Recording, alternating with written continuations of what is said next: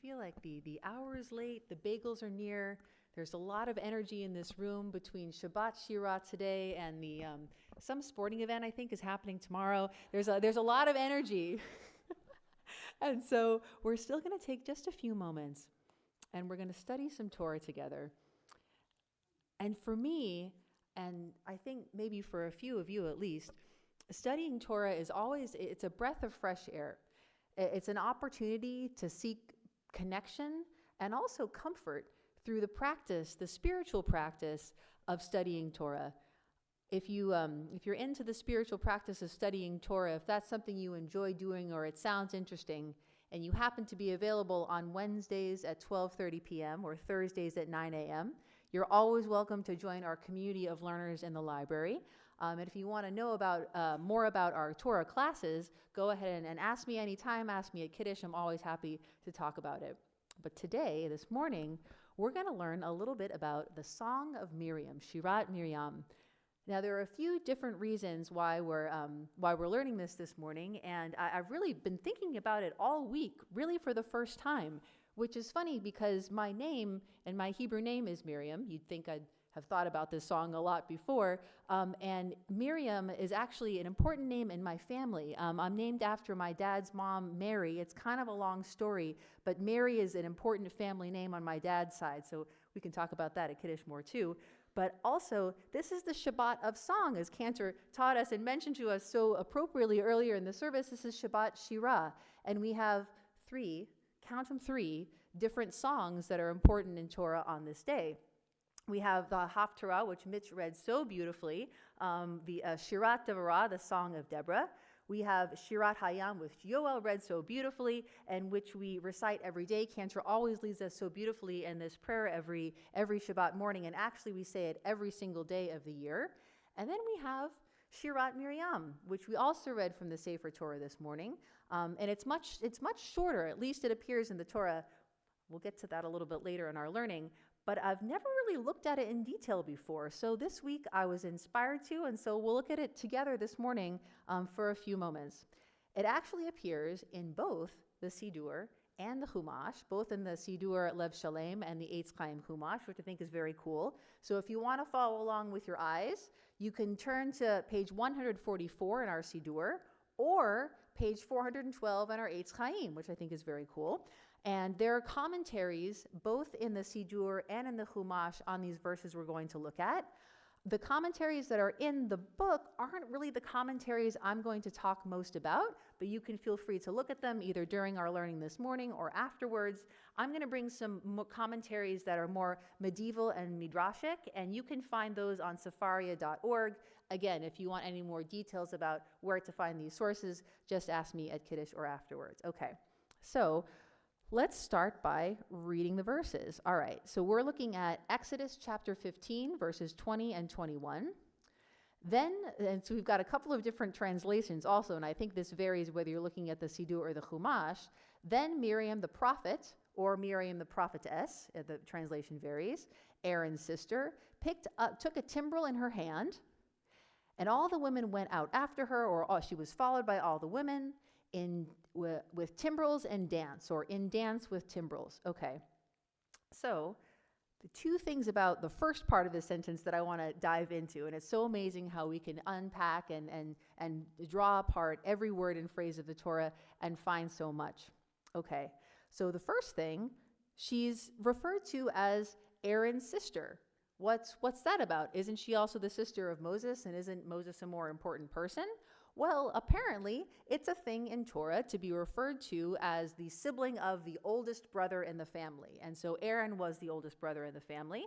There are examples of this in Genesis chapter 36, verse 22, Timnah, sister of Lotan. Lotan was the oldest brother in that family. And also in the second book of Chronicles, Caleb, brother of Yerachmiel. So it's a thing in Torah to be called as the sibling of the oldest brother in the family, because the oldest brother has a particular status. Okay, so then let's go back to a little bit earlier in this verse. Then Miriam the prophet, or Miriam the prophetess.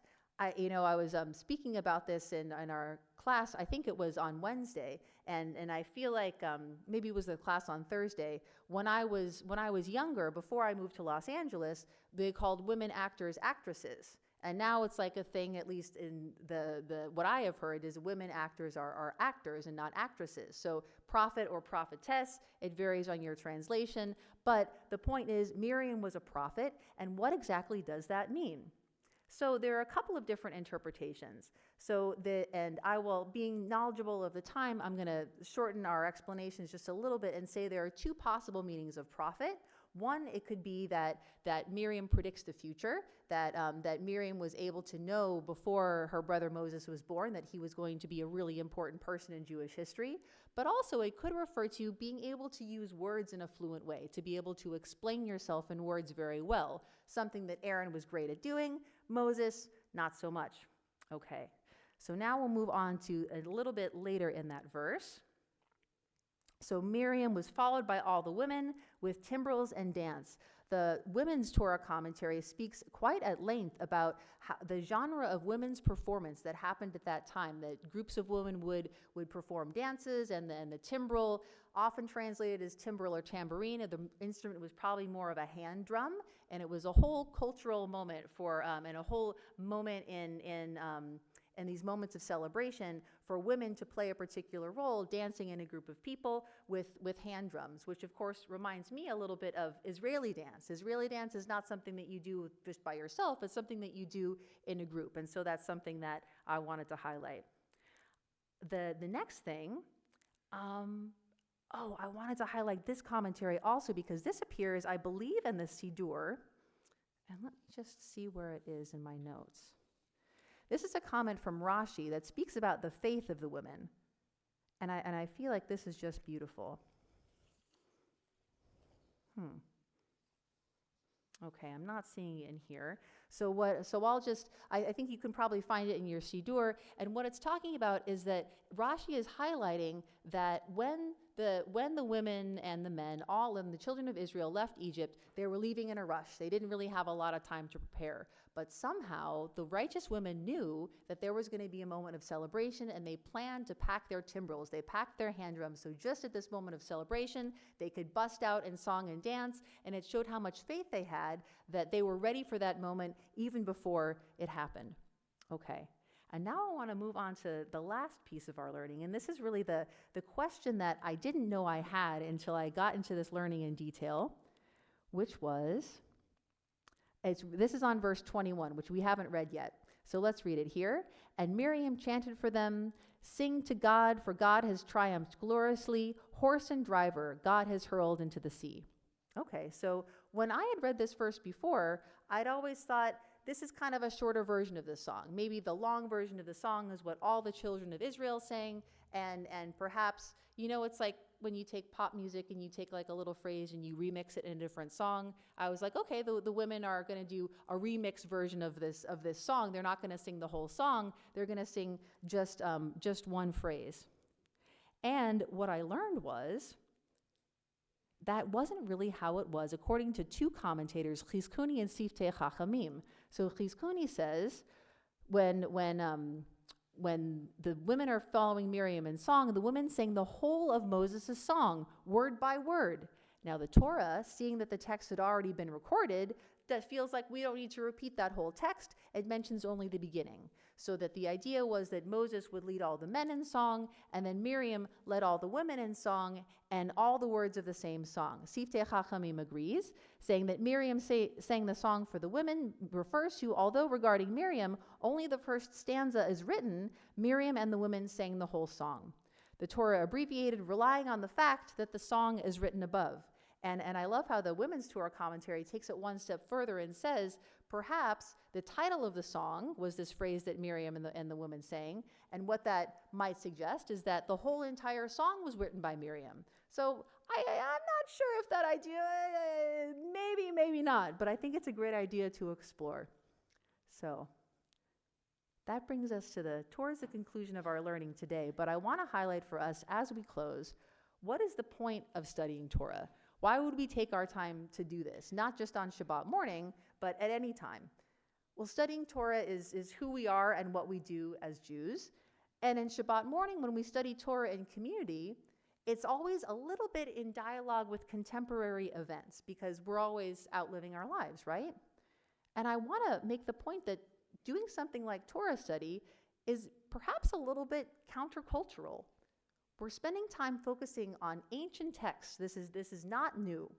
We're also learning not to achieve material goals like a degree or like a promotion at our job.